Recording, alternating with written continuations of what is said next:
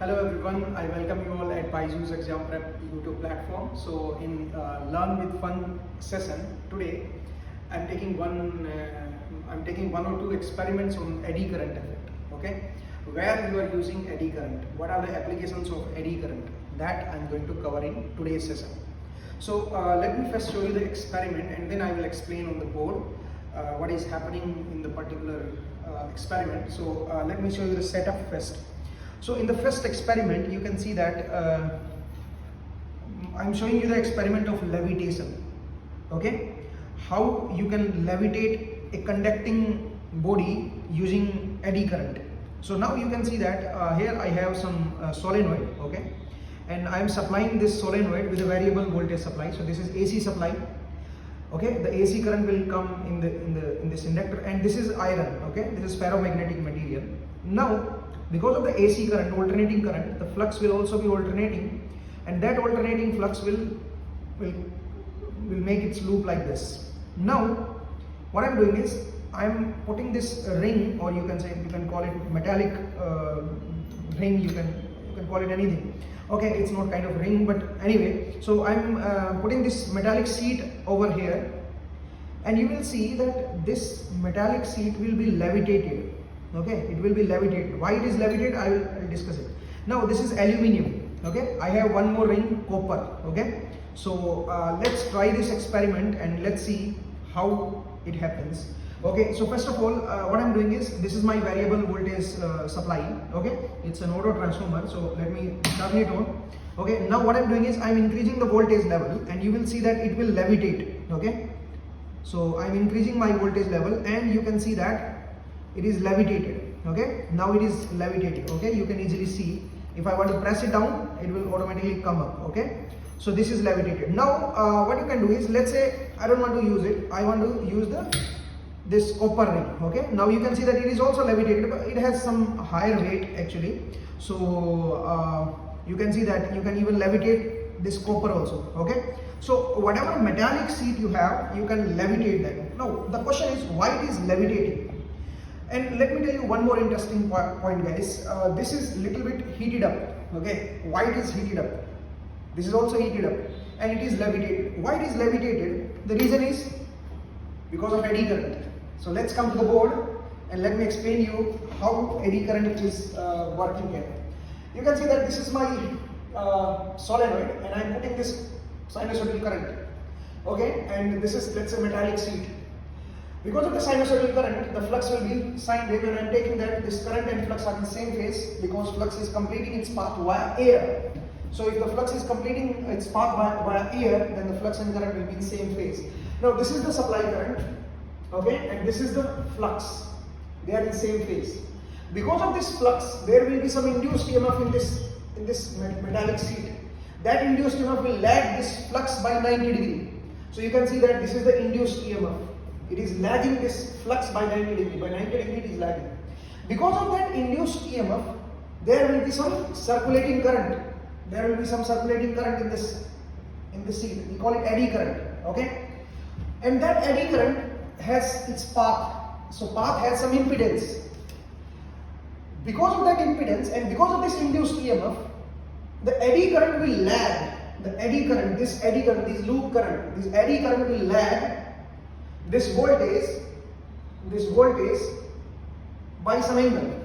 Okay, so you can see that this is the induced voltage and this is the eddy current. You can say that this is the induced current. Now we have two current, one current here and one current in this solenoid, and they are just above. One above the other. It means they are in parallel. Okay.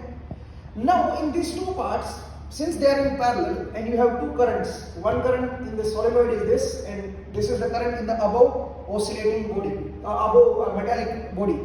Now you can see that during this interval, this current is positive, this current is negative, so they are opposite current. When you have parallel current, parallel conducting wire with opposite current, then they try to repel. Okay, they try to repel. So now the repulsion will happen. Now in this case, you can see that from this point to this point, this is positive, this is negative. During this interval, this is positive and this is also positive. Okay, so attraction will happen.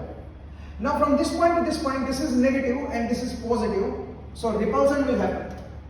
So you can see that repulsion is more dominating. You can see that repulsion is more dominating than attraction. That's why that metallic body was repelled. The metallic seat was repelled. Okay, I hope you understood it, how it is happening, how eddy current is working. So because of this eddy current, there are two currents in parallel. Okay, and because of that force, eddy current is there is some net repulsion. We call it levitation effect. Okay, so it is used in bullet trains. Okay, to levitate it. Okay, I hope you understood it. Now there is one more application of eddy current, and that application is if you want to heat up something, then you can use the eddy current for heating. I told you that there is the temperature of the seat has increased. Why it has increased? Because eddy current is flowing through the seat, and eddy current has some path, and then I square R loss will be provided in the seat. Okay, so eddy current will be there in the seat. If I touch the seat, I will not feel any current. Eddy current is flowing inside it. It will not come out from the seat. Why? Because of KCL. Think about it. Okay, because of KCL, eddy current will not come out. So if it is levitated and if I touch it, okay, if it is levitated, let me show it. So you can see that it is levitated, and if I touch it here, nothing is going to happen to my finger. The reason is the eddy current will not come out from that seat, okay, because of KCL. Okay, so I hope you can understand the KCL. Anyway, let's come to the next experiment, guys. So this was the first experiment, and I have shown the levitation. Now in the second experiment, what I have is, you can see that I have this metallic, again it's a cylindrical, it's a solenoid, and inside the solenoid I have put the iron rod, okay, ferromagnetic rod. Now what I want to do is, I want to give the AC supply to this solenoid. Obviously if you provide AC current to this solenoid, the flux will be alternating, and because of the alternating flux in this solenoid, in this iron core, losses will happen, eddy current will be induced and losses will be there in this iron core. Okay, and that losses will not only be eddy current loss, that will also be hysteresis loss. Hysteresis plus eddy current loss will be there in this iron rod. It will be heated up, it will take some power. So let me show you guys, So let me turn it on. Okay, so I have turned it on. Okay, I have turned it on, and this is some instrument connected here so that you can see the voltage and current level. So you can see that the voltage level is 219 and current is 0 and power is also 0. Okay, so power demand is 0 because I have not connected it. Now what I want to do is, I want to connect it. Okay, so let's connect this. Let's connect okay, now I have connected this rod. Now you can see that the power demand has 106 or 107. It will keep on decreasing. You will see that it will keep on decreasing, and the current is 0.63 ampere. The current will also keep on, you can say, it will keep on decreasing. Okay, you will see. So if you wait some time, let's say for 1 minute or 2 minutes, if you want to wait. So if you wait for some time, you will see that this power will keep on decreasing. And where this power is going? This power is not going in this solenoid.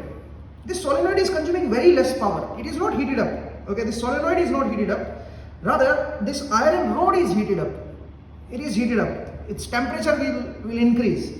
Why? Because inside this rod there are two types of losses now. One is eddy current loss and one is hysteresis loss. So now there are two types of losses which are happening in this solenoid, eddy and hysteresis. And because of that, it will be heated up. So you must have studied hysteresis loss and eddy current loss. Hysteresis loss depends on the area of the BH curve and the volume of the core. Okay, area of the BH curve and volume of the core. Area of the BH curve is proportional to magnetic maximum value of flux density raised to the power x. X is known as Steinmetz constant. Okay, its value is approximately 1.6. Generally we take like this. Okay, so in a transformer also you must have seen that hysteresis loss. Okay, so there will be hysteresis loss because of this BH curve, because every ferromagnetic material has hysteresis loop. Because of that hysteresis loop, there is some area of this loop, and because of that area, hysteresis loss will be there. Hysteresis loss also depends on the volume of the core, volume of the ferromagnetic material. Okay, on that also hysteresis loss depends. There is one more loss that is known as eddy current loss. Again, some time varying field lines are passing through the iron rod. Okay, so time varying field lines, flux lines is passing, then there will be some induced current in the iron rod, and because of that induced current, there will be eddy current. Okay, there will be eddy current which is flowing in the loop. It will make some loop, okay, small loop will be there in the iron rod, and because of that loop has some resistance, and in that resistance there is I square R loss. So it's eddy current loss. So not only eddy current loss is there, hysteresis loss plus eddy current loss, both the losses are there. Now you can see that I think it's almost 1 minute. So after 1 minute, the power rating has decreased to 104. Power rating has decreased to 104 ohm or 103 ohm from 107. I think it was 107. Now it is 10. And current has decreased from 0.63 to 0.61. It will keep on decreasing. It will keep on decreasing. Why it is happening? The reason is, if it is heated up, if this iron is heated up, then the resistance of the iron rod is keep on increasing.